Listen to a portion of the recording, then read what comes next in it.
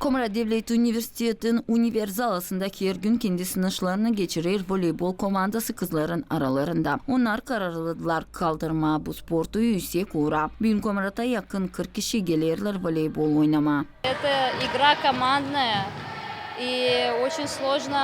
Bu komanda oyunu da zor ki her biri düşünsün nice bütün komanda. Anlasın birbirine bu diliyle kolay toplama komandayı. Поэтому это не так легко собрать команду. Voleybol klubu şimdiden sonra payaldı devlet yarışmalarında ankları geçtiler 5 günün içinde. Kızlar kazandılar 5. yeri. Onlar geçmediler şampiyonatın finalına ama bu verdi onlara stimul. İşlemeleri doğru da geçen yıla kazanma daha yüksek çıkışları. Это были отборочные в начале игры, которые длились 5 дней.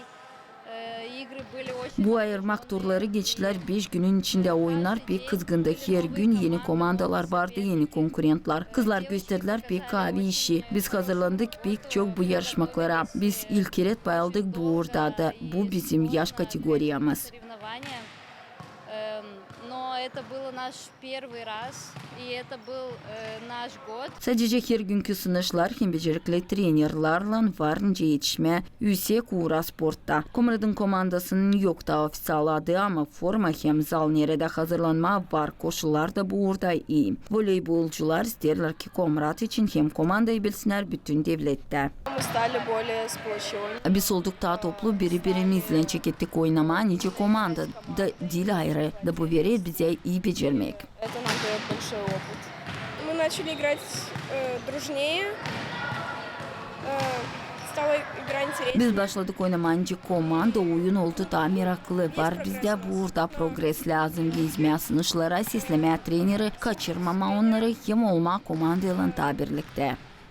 Не пропускать желательно и быть с командой более сплоченнее.